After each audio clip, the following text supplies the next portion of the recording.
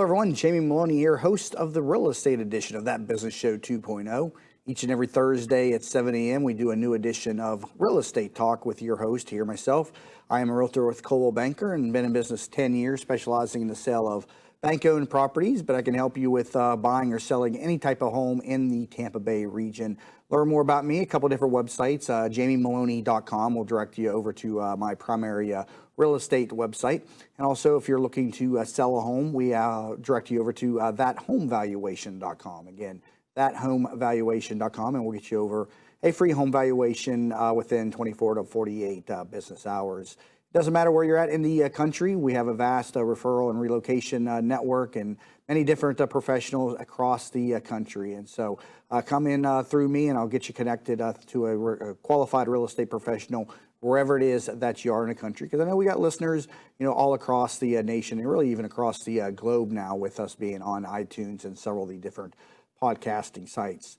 I'm myself based locally in Tampa Bay, so if you are in Tampa Bay, we can definitely help you personally with your real estate search. And Tampa Bay being a great market right now, being a seller's market to sell the home right now. Very low inventory supplies, as I've talked about on this program a couple of times, and values ticking up and a lot of multiple offer situations coming in, which is good for the home seller. Home buyers have a little bit of a tough time out there buying a home right now. Understand that, because low inventory favors the sellers. So sit tight, do your due diligence, and don't be in a rush to purchase a home unless you absolutely have to. Give it a year or two. I expect homes to start coming onto the market more and more in the next couple of years, as these investment groups that took over the real estate market in 2012 begin to release inventory back onto the market, and we start to get into a more normal real estate market with 5 to 6, 7 months of inventory instead of the 1 to 2, which we have in the first-time home buyer market range, which in Tampa Bay is about under $200,000. In the last episode of the Real Estate Edition, we went through the numbers in Hillsborough, Pinellas, and Pasco County, looking at the different price points, what was available, what was sold in the past 6 months. First, in terms of retail sales, distressed sales, which are short sales and foreclosures, and also analyzed the supply of inventory, and the $200,000 and under, we saw just about 1 to 2 months of inventory. So very unhealthy market for a buyer, which favors a sellers. That's a seller's market, low inventory. So again, if I can help you in any ways, reach out to me. Thathomevaluation.com will get you over a free home valuation. Great places to be looking here in Tampa Bay. Also, some of the hot areas being Seminole Heights, Tampa Heights areas, very good for fix and flips. The subdivisions being very good for the rents, for the people that want to buy and hold. We're seeing record high rents. 1,500-1,600 square foot block home in some of these subdivisions is starting out at $1,300, going all the way up to $1,600-1,700 dollars a month, depending on the square footage. And so if you're looking to rent, subdivisions are a very good bet right now. If you're looking to fix and flip something, the Seminole Heights and the Tampa Heights community is good. Really starting to see value start to climb up in Pasco and Hernando County. An article out recently in the Tampa Bay Times showed that Hernando County had a tremendous growth versus Tampa Bay, doubled the price appreciation in Hernando County versus Tampa Bay year over year, and outpaced the national average as well. This is due in large part because taxes are lower up there. Insurance is lower up there. Hillsborough County has one of the highest wind rates and insurance rates in the country, and so a lot of people are starting to push northward because of higher insurance rates, higher property taxes. Also up there in the subdivisions, you see less CDDs in the taxes. And so just a more favorable environment up there for the first-time buyer, with nothing more than about a 45, 60-minute drive into the Tampa metro area. And so Hernando and Pasco counties, the northward area of Tampa Bay, that's where the direction of the city is going. And, if you're a first-time buyer, it's always advisable to kind of buy ahead of where the city is going, because that when you get values that are lower and as the city catches up, your home will appreciate and you'll be in a good place, in the long run to get a return on your investment. So again, if you're looking to purchase a home, I can definitely help you out with that as well. Simply go to thathomesearch.com. Again, thathomesearch.com. So on today's episode, I've been wanting to do this for a while. I want to take everybody through the HUD website. I talk a lot about HUD homes, about how to purchase them and some of the benefits of the program. And I take people through the website, just in the speaking wise. But I want to take people through this, actually on the internet now, because it's much more easy to demonstrate on a video. So if you're listening to me on a podcast, the show is available on a video cast as well. You can find this over on YouTube. Just go to thatyoutubechannel.com, or you can find it on iTunes also as the video cast. Just search for That Business Show 2.0 video cast, and you'll pull up all the videos of the program in addition to the audios. So this episode from here on out will be better left to somebody who's watching on video. So again, HUD homes are the government-owned properties that have resulted in acquisition by the government because of default in an FHA mortgage. A lender makes a loan to a buyer, and instead of requiring a 10 or a 20% down payment with a conventional mortgage, the FHA insures the lender against default, and that reduces the risk to the lender. And so they'll make a loan to a borrower at a lower down payment. Right now, it's 3.5%. This is a change as of a couple years ago. People may remember this being 3% down payment required, but now it's a 3.5% down payment. And so this is the way that a lot of buyers go when they buy a home for the first time. They use an FHA mortgage. Now, if they lose the home to foreclosure, the bank forecloses on the borrower, and then they file a claim with the Department of Housing and Urban Development, and they get their money back. It's just like an insurance claim. Like I said, HUD does not foreclose on anybody. They are simply an insurance program for lenders to encourage greater lending amongst the first-time buyer market. Because as I've mentioned on this program many times before, 30-year fixed-rate mortgages are not good investments for banks for the simple reason if rates are low and borrowers flood the market and eat up a lot of that available money and turn that into mortgages, then when interest rates rise, the banks have all this money tied up at lower interest rates, so they can't earn higher rates of return. If they lend in a higher interest rate environment, when the rates come down, the borrowers refinance. And so the banks lose both ways with a conventional 30-year fixed mortgage. And so one of the solutions to that is the FHA program. Fannie and Freddie, the secondary markets, are also a solution to that. They buy up the mortgages as they're originated by the banks, and they securitize them and turn them into different securities that are put out onto the marketplace to help add liquidity to a very unliquid marketplace, which is the house.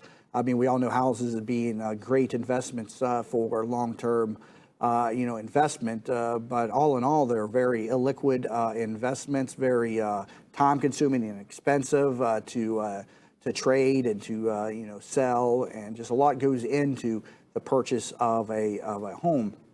And so without the secondary market like Fannie and Freddie, which I'll talk about at another time, or HUD, which eases the lending risk on a lender, there would be less real estate lending going on. So buying a home would be a much more cumbersome process than what it is already today. So after the property is acquired by HUD, they put the property back on sale and look to recover as much as their loss as possible.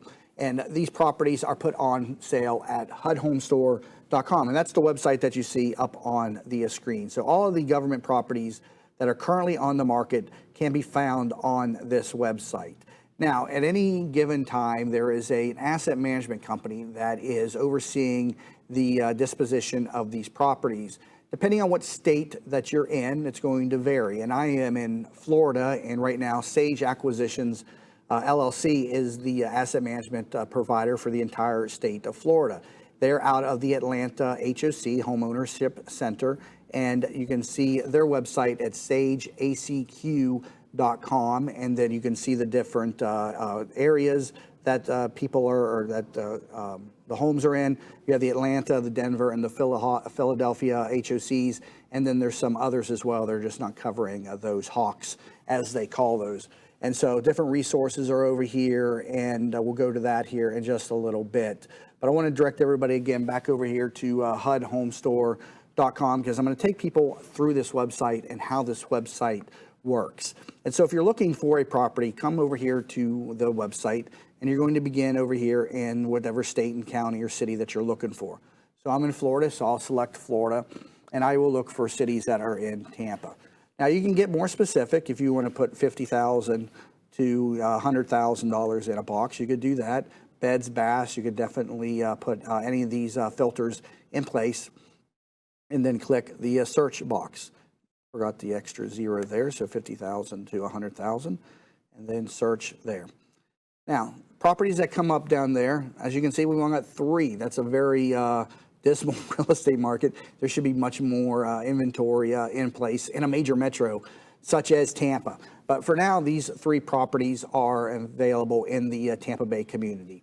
If they're on the website, they're available for sale. If they do not appear, if a property does not appear on the website, it's not available for sale. And I bring that up because there is the multiple listing service that has listings, and it tells if it's active or pending, and there's a disconnect between HUD and the real estate brokers with regard to updating properties. So I'll explain a little bit more about how that works when we come back from the break. In the meantime, again, if I can help you in any way buying or selling a home, reach out to me for a free home valuation at thathomevaluation.com, or if you're looking to buy a home, simply go to thathomesearch.com.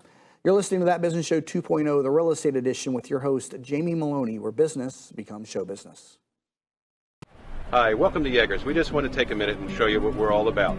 At Yeager's, our primary business is hardwood flooring, although we are remodelers for kitchen, bath, and general construction. We operate a fleet of shop-at-home vans that have all the flooring-type products, hardwood flooring, laminate flooring, tiles, stone, what have you. So we're able to come out first with products in our vehicles and take a look at the setting, how the colors will work, and then to be able to come up with some options and ideas for you.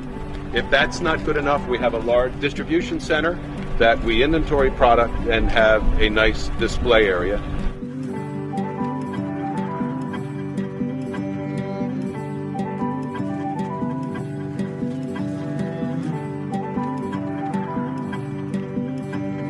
Hi, Jackie Skelton from JR World Travel here. If you travel, you need a licensed professional travel consultant, not a computer. Your licensed professional consultant can get you more for your time and your money. Value for your money and experience, not marketing salesmanship. When you're sick, you call the doctor. When you need legal advice, you call an attorney. So the next time you want to go on any type of travel, call your licensed professional travel consultant who actually represents you. We specialise in group travel, family reunions, weddings, to escorting large groups or making special arrangements for the disabled. Please call 844-249-0190. We are a full-service travel consultancy offering worldwide concierge service. Air, land, sea, rivers, resorts, locally, nationally and internationally. Remember that number, 844-249-0190.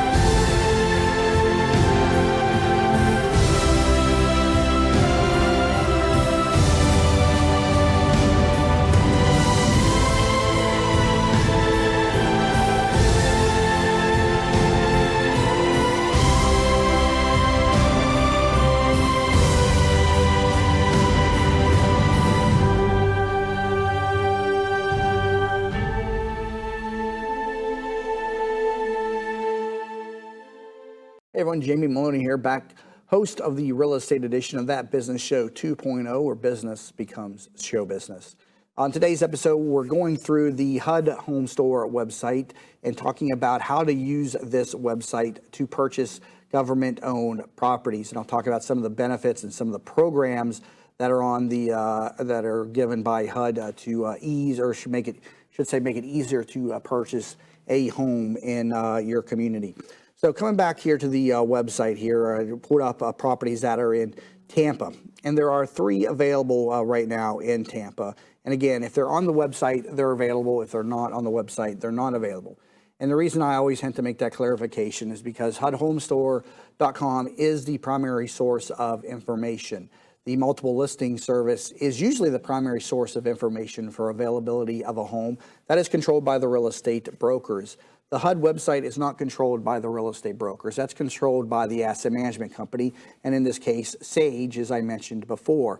And so when offers come in and out of Sage's hands, they are reviewed and only seen by them. They are not seen by the real estate brokers, and I'll explain the bid periods and how that works here in just a little bit.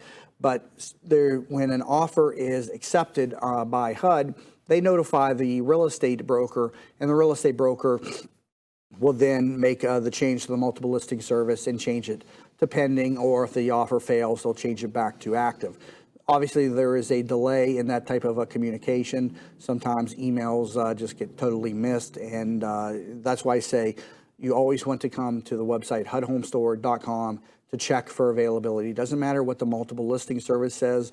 It doesn't matter what Zillow or Truly or any of the third-party websites says.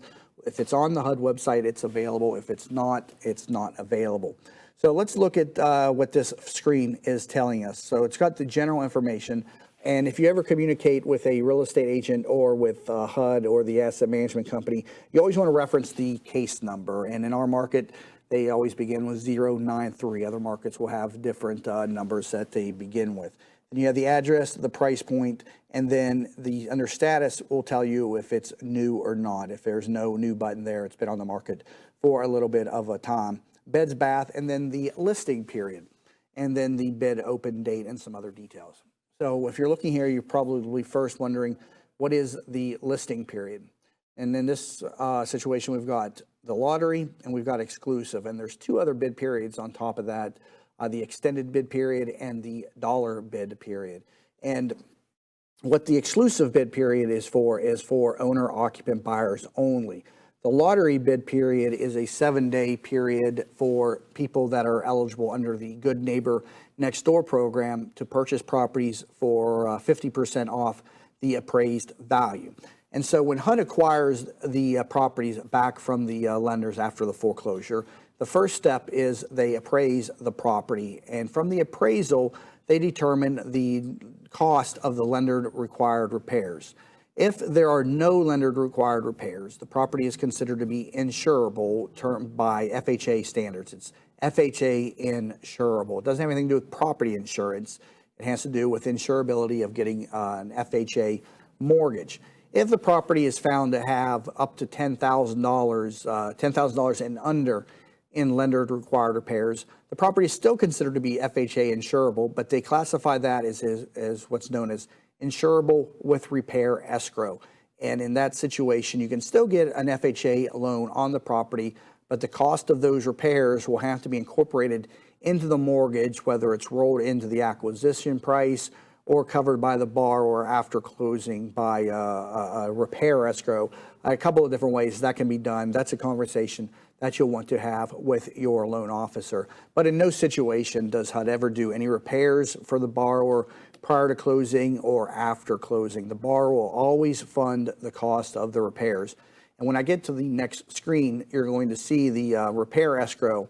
And it's a common mistake for buyers and even new real estate agents to assume that that repair escrow is a credit that is going to be given by HUD in the sale of the property. That is not true, and so be very cautious to not make that mistake, because I've seen several real estate brokers have to pay buyers the cost of that repair escrow because they misadvised them and told them that after closing they would get a credit of X to be used towards closing.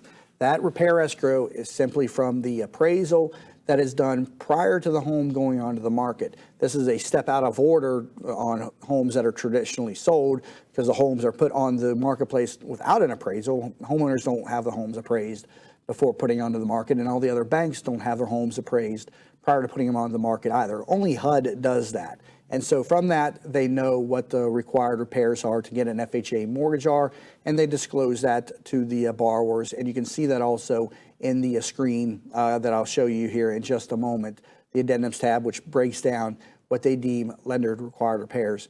Keep in mind the lender required repairs are also just that, lender required. They don't have anything to do with cosmetic aspects of the home.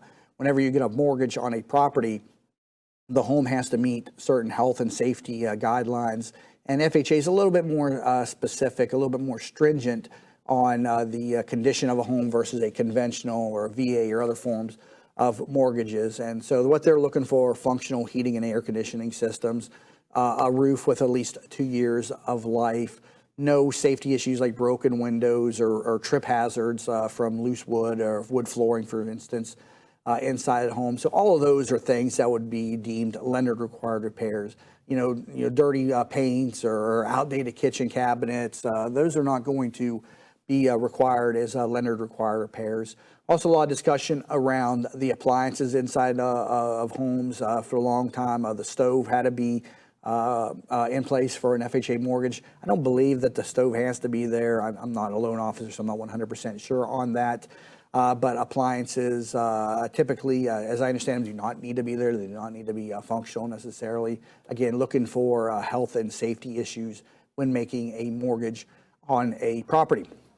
And so going back to the acquisition appraisal that HUD does upon a receipt of the property, if the lender required repairs, and this is according to or based upon only the appraiser, and it's not an actual inspection. Anybody knows anything about appraisals know that a person just has the license and they understand what the values are in a marketplace, but they don't necessarily understand the ins and outs of repairs and costs. They should have a strong understanding of them, but they're by no means a home inspector or a general contractor. And so when they estimate costs of repairs, they're probably in the ballpark, but they're not going to be specific.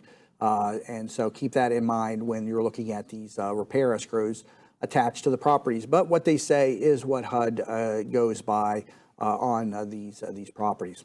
If the cost of the repairs exceeds $10,000, then the property is considered to be FHA uninsurable. If it's uninsurable, it means it does not qualify for a regular FHA 203B loan, as the regular FHA loans are classified. You can still get an FHA 203K loan, which finances the cost of repairs inside the acquisition price of the property. And you can use this on HUD homes. You can use a FHA 203K loan on any home in the marketplace. And you can use FHA 203K loans for more than just lender required repairs on a property. You can use them to finance the cost of a new kitchen, for updates to the bathroom, for a new roof. You can really finance anything that you want inside the cost of the property, as long as the cost of the repairs, when added to the acquisition price of the property, stays underneath the after repaired value of the property.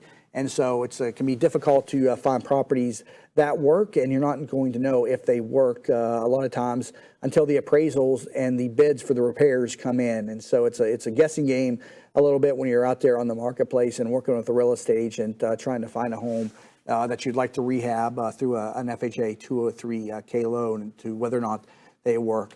FHA 203K loans are also only available to owner-occupant buyers. They are not open to investors. So investors looking to find money out there on the marketplace, whole different market out there for that.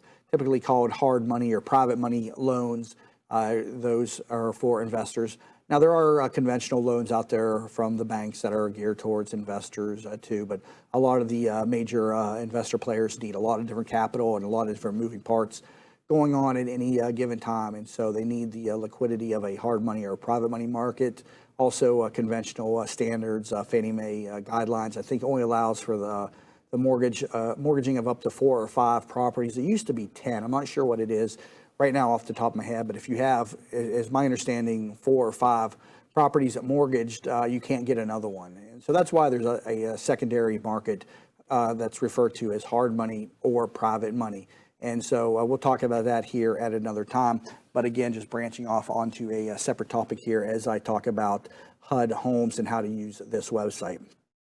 And so exclusive listing period, coming back to the website, has to do with properties that are open to owner occupants. And so if the property is considered to be insurable or insurable with a repair escrow, when the home is first listed, it's giving a 15-day owner-occupant bid period, and that's called the exclusive bid period. Investors cannot bid during that time. Only owner-occupants can bid. Within that 15-day time frame, the first 10 days of that 15 days is called the sealed bid period. Offers can go into the system, but no offer can be accepted until the 11th business day. So whether you put your offer in on day 1 or day 10, it doesn't matter until the bids are open. And so that's what the bid open date is on the website there on that screen again. So exclusive has a 15-day owner-occupant bid period with a 10-day sealed bid period up front, and investors can bid on the 11th or on the 16th business day. All bids are opened on the 11th business day, and if none of the bids make the minimum criteria to be accepted, they are then put back onto the marketplace, or left on the market, I should say, for 24-hour increments. So bids that go in on Tuesday are then reviewed on Wednesday. Bids that go in on Wednesday are then reviewed on Thursday. So the exclusive bid period is for owner occupants only.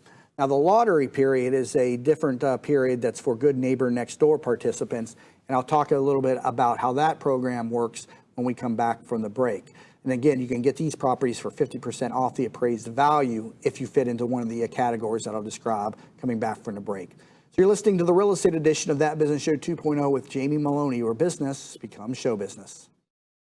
Hi, welcome to Yeagers. We just want to take a minute and show you what we're all about.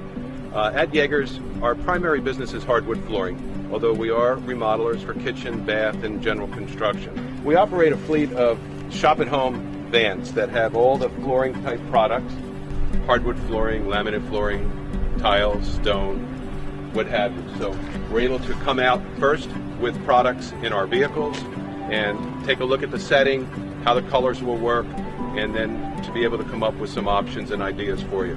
If that's not good enough, we have a large distribution center that we inventory product and have a nice display area.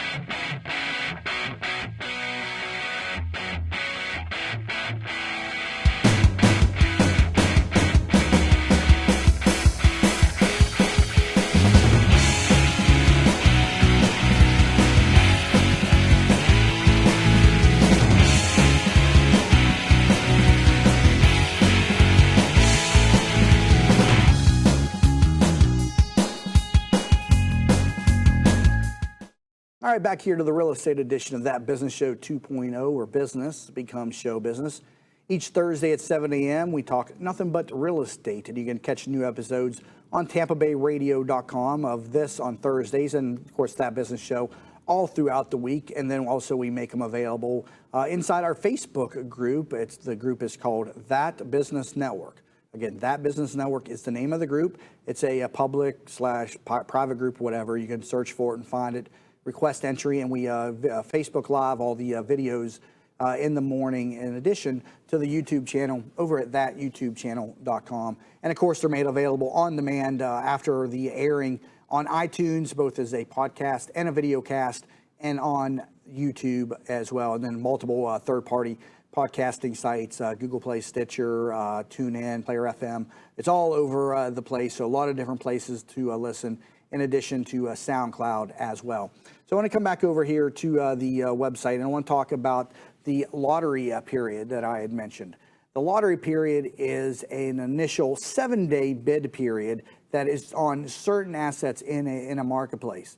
The homes have to be in a certain area deemed distressed or lower property values, and it has to come back. It comes back to the neighborhood stabilization program of 2008 or 2009. There was different maps that were put in place, and homes that were designated as being able to qualify for this program based on that program.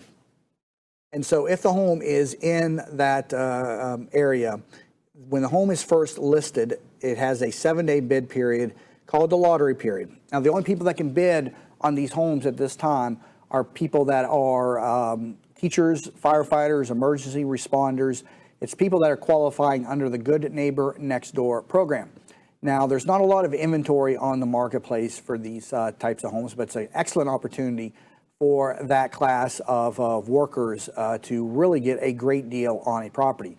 So whatever the appraised value of the home is, you get that home for 50% off the appraised value. So looking at the two that are available in Tampa here on the website, you'll see one that's priced for $80,000.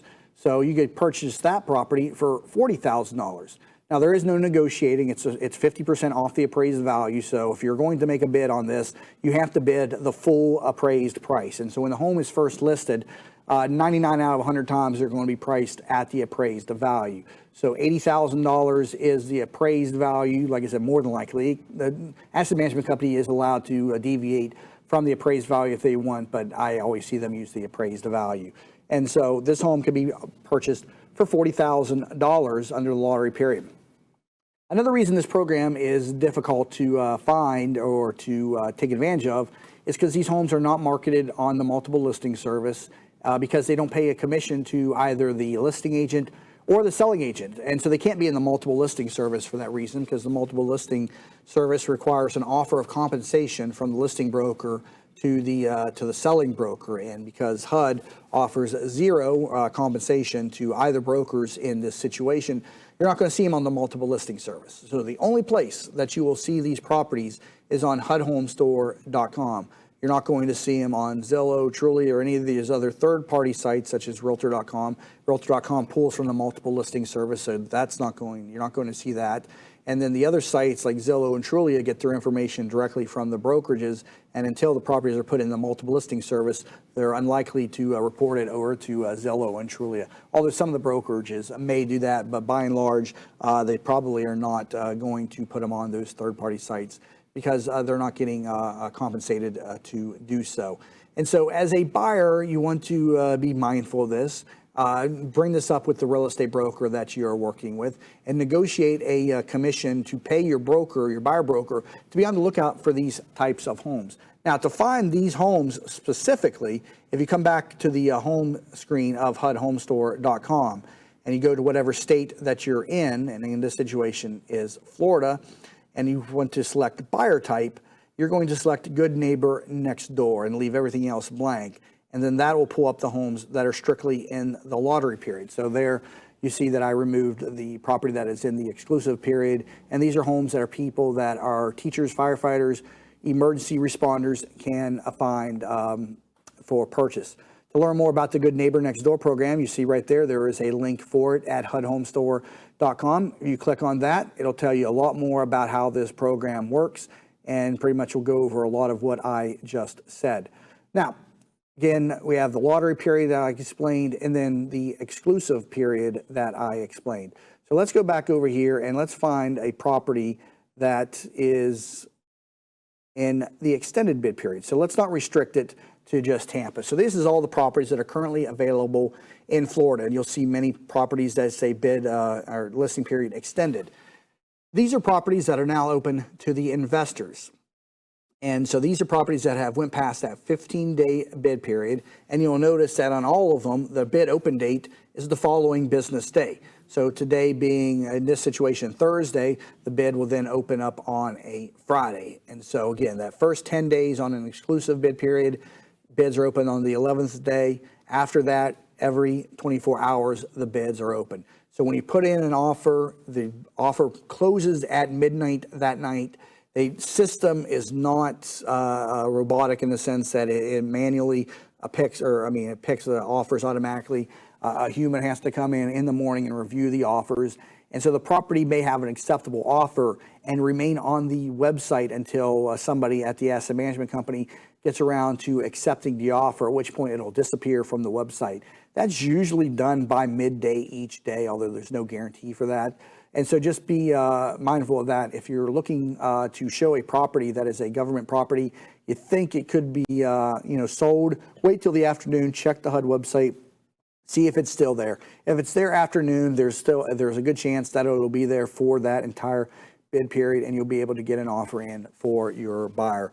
Calling the listing agent's not going to help you any. They don't see or present the offers. And again, they're only going to be able to tell you how the bid system works, just as I'm doing right now. So extended is the third bid period that we are going to talk about. And so this particular property here up in Jacksonville is available to all bidders right now. Up here in the top left of the page, again, you'll see the case number and you'll see eligible bidders right there.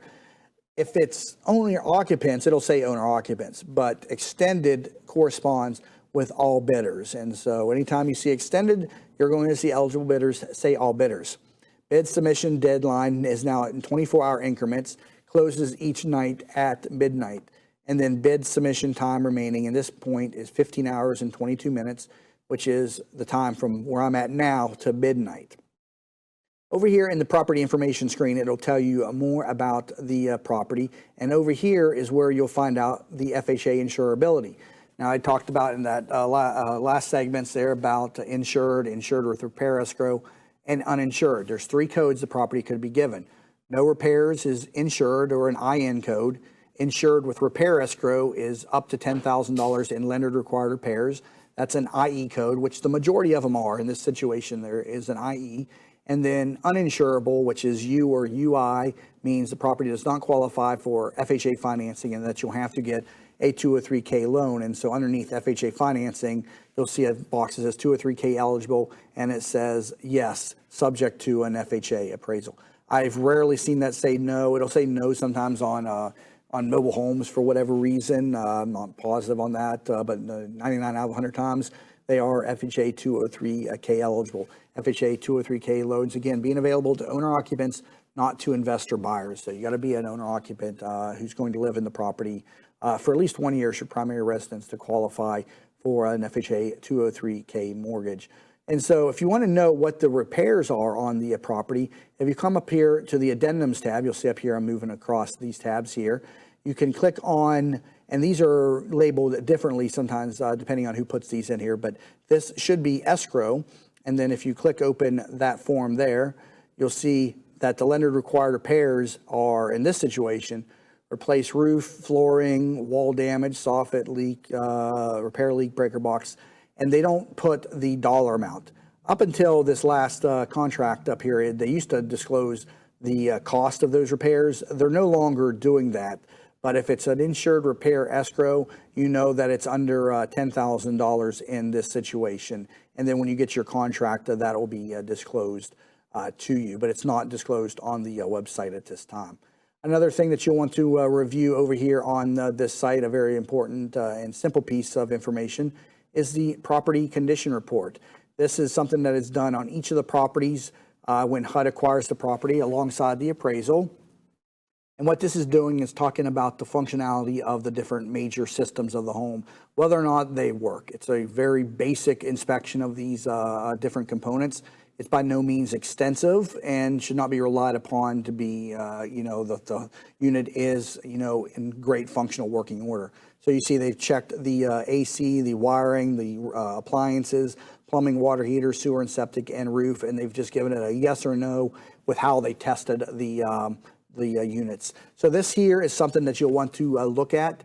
It's also advisable to look at this because there's no utilities on inside these homes. And if you want to do an inspection on the home, you have to request permission from HUD when you get the property under contract. And what they do is they look at this property condition report, and they're going to see if the plumbing system held pressure.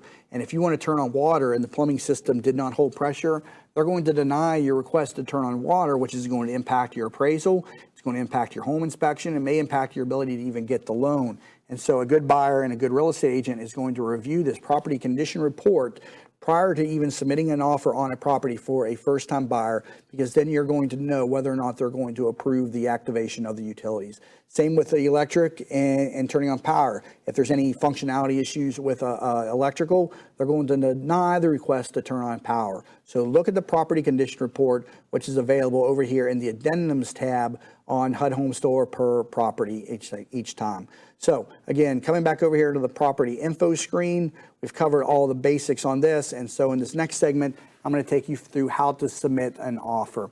So again, stay tuned. You're currently listening to the real estate edition of That Business Show 2.0 with your host, Jamie Meloni, where business becomes show business. Hi, welcome to Yeagers. We just want to take a minute and show you what we're all about. At Yeagers, our primary business is hardwood flooring, although we are remodelers for kitchen, bath, and general construction. We operate a fleet of shop-at-home vans that have all the flooring type products, hardwood flooring, laminate flooring, tiles, stone, what have you. So we're able to come out first with products in our vehicles and take a look at the setting, how the colors will work, and then to be able to come up with some options and ideas for you.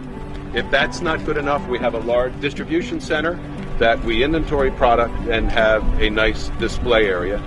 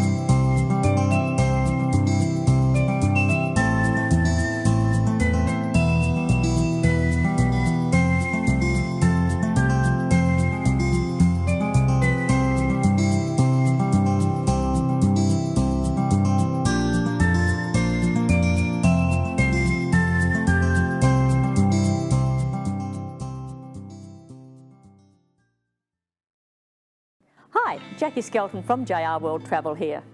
If you travel, you need a licensed professional travel consultant, not a computer. Your licensed professional consultant can get you more for your time and your money. Value for your money and experience, not marketing salesmanship. When you're sick, you call the doctor. When you need legal advice, you call an attorney. So the next time you want to go on any type of travel, call your licensed professional travel consultant who actually represents you. We specialise in group travel, family reunions, weddings, to escorting large groups or making special arrangements for the disabled. Please call 844-249-0190. We are a full-service travel consultancy offering worldwide concierge service. Air, land, sea, rivers, resorts, locally, nationally and internationally. Remember that number, 844-249-0190. Hey everyone, welcome back to That Business Show 2.0, the real estate edition with Jamie Meloni. talking about how to use the HUD website to purchase a government-owned property. And again, this site, hudhomestore.com, available to any buyers on the marketplace across the country. You do need to have a real estate agent assist you, though, in the purchase of these properties. Buyers can come here and look at the properties. They cannot submit an offer, though, without the help of a real estate professional.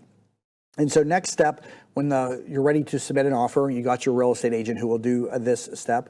You click on Submit an Offer, and then it brings you over here to the NAID verification screen. And so each real estate broker has a NAID number, and then they got a real estate license, and then you got to put in the CAPTCHA information. And hopefully I did all that stuff right, and it'll take me through to the offer screen. Now, the NAID number is specific to the real estate brokers. The NAID number stands for Name Address Identification. It just means that the brokerage is registered with HUD and is eligible to sell properties. A lot of small brokerages overlook that. It's something that has to be renewed each year, and it's very simple to forget to renew that. For new brokers, it's a 6-week process to even get established. And so if you're looking to submit an offer right now and the broker doesn't have an NAID number, the only option at that point is for the buyer to find another real estate agent. HUD does not allow the real estate broker to make a deal with the listing agent to receive any type of referral or compensation that's against the master listing agreement to do so. And so the buyers have to abandon their realtor entirely and go to an agent that is approved to submit offers for HUD properties in that situation. Now, it's very simple to submit an offer on HUD Homes. There's nothing to upload. They like you to have the contract package prepared prior to submitting an offer, but it's not commonplace to do that. 99 out of 100 people are going to come here and then key in the offer. And so looking here at the website here, on line 1 is purchaser agrees to purchase the terms set forth herein, the following property, as more particularly described in the deed conveying the property to the Secretary of Housing and Urban Development. Line 3, the agreed purchase price is, and let's just put $100,000 in that situation. And then you can then go over here to paragraph 4, and that's the type of financing that is going to be used. Now, you've got 3 FHA choices, and then everything else that is not applicable to an FHA mortgage goes in the 4th spot. So that would be paying cash, using a VA mortgage, private money, a conventional mortgage. All of those things would go here in number 4. If you are getting a regular FHA mortgage, you would check box 1. If you would get an FHA mortgage where there is a repair escrow involved, and in this case, there is a repair escrow involved up there, as that's disclosed, you would choose this for an FHA buyer in this situation. If that was insured up there, you would have chosen box 1 for an FHA buyer. If you're doing a 203K mortgage, you would then select the 3rd radio button. Closing cost assistance. HUD will pay up to 3% in closing cost assistance if the amount is submitted here in box or in paragraph or line 5 with the initial offer. If you put something in here greater than 3%, it'll give you an error message. Closing costs should not exceed $3,000, which is 3% of the purchase price. Also, keep in mind that HUD does not pay, in our market, doc stamps or title insurance. In our market, it's traditional for the seller to pay those costs, the doc stamps on the deed and the title insurance. So make sure that you as a real estate agent are advising the buyer that on your side of the HUD is going to be those costs in addition to your mortgage costs and the other closing costs associated with purchasing a property. So you've got your 3% closing cost assistance in there, and then you get the amount due to the seller is $91,000. It calculates the commission. Agents are paid 3% on each of the properties, with the exception of those deemed to be hard to sell. Those are your lower priced properties that come in under 3%. They are a $12.50 minimum for the brokers. Those are disclosed either in MLS or also on the property information screen as being eligible for a minimum commission of $1,250. Now, a selling agent can reduce the commission that they are going to receive to raise the net proceeds to HUD. They cannot adjust the listing agent's commission, but they can adjust their own. This was more applicable when HUD was paying 5% to the selling agents. Today it's 3% to the selling agents, but some real estate agents still do take advantage of this because HUD selects the best offers based on net proceeds to HUD, not upon anything else. So if they've got an FHA 2 or 3K offer, which to the sellers is very cumbersome deal to get closed, that is just $1 more than a cash offer, they're required to take the 2 or 3K offer because it has a $1 higher net proceeds to HUD, which is a rule that the government has in place. So line 7 is the net proceeds that go to the seller. Purchaser is owner occupant or an investor. As you can see here, the FHA 2 or 3K financing is not available for investors. So that error message pops up since I had the 2 or 3K loan selected up top here. But if the property is during the exclusive bid period, also the investor period would be grayed out. And so you would not even be able to select investor no matter what box that you selected up here. All right. And as you can see here, if purchaser is an investor, closing costs must be 0. So they put more stringent guidelines on an investor versus a homeowner. They give homeowners a home inspection contingency. They give them the closing cost assistance. Investors get no home inspection contingency. They get no closing cost assistance.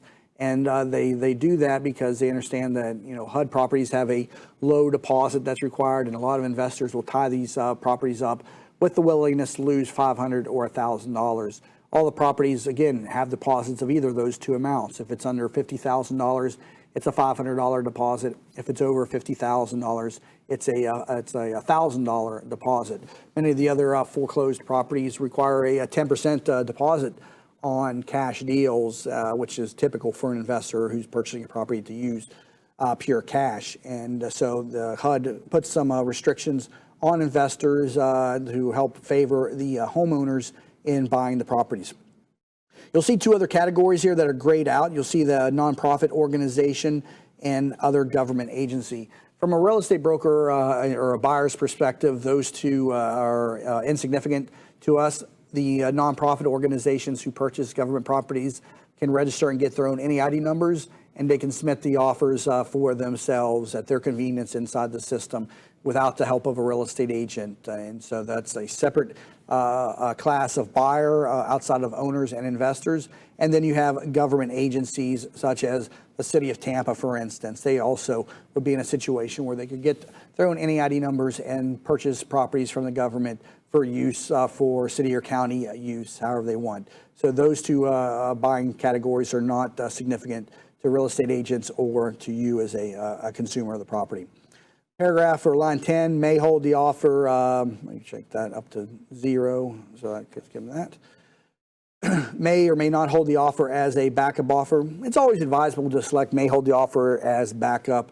If the primary offer fails, this offer will sit in the system and they will roll the property to the next person in line the majority of the times when an offer is not accepted. If you put may hold it for a backup offer and you don't want to move forward, there's nothing's going to happen to you. You've not put up any money. You've not committed to anything other than filling out this form. It's not something that they're going to come after you for saying to hold it as a backup offer. In many situations, it could be months before the primary offer fails. And then when they go to the second offer, they've since moved on. No harm, no foul, and something that HUD does not really put too much importance on. So I always advise, always just leave it in there as hold it for a backup offer. If it does roll to you, then you'll have the opportunity at that time to move forward with the property or not move forward with the property. And like I said, when the offers are accepted, if there's more than one acceptable offer, they take the one with the highest net proceeds. If that one does not perform, they don't put it back on the market and say, everybody resubmit. They roll it to the next person in line.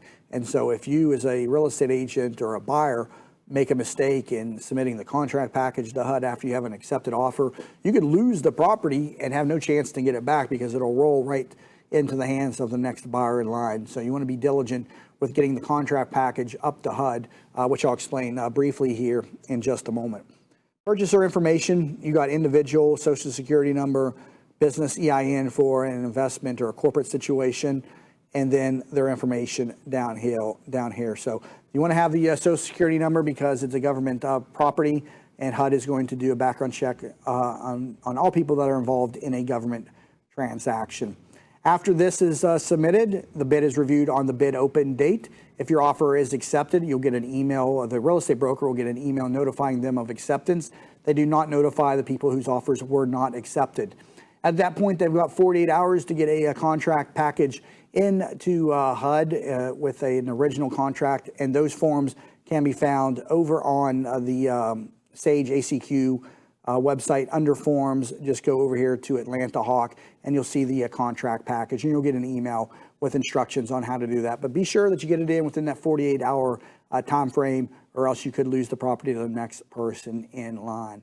And so that's how to submit an offer on a HUD website. A lot of information to know and to be aware of. If I had more time, I would go through the contracts and the addendums, but I'm not going to have time in this episode. We'll get to that in a future episode of the Real Estate Edition. So again, my name is Jamie Meloni. I definitely want to be your resource for buying or selling a home, wherever it is that you are in the country. If you're looking to sell a home, go to thathomevaluation.com and we'll get you over a free home valuation. And if you're looking to buy a home, go to thathomesearch.com and we'll help you out with finding a property wherever it is, again, that you are in the country. And catch future editions of the Real Estate Edition each Thursday at 7 a.m. on TampaBayRadio.com, and then available on demand on iTunes and on our YouTube channel.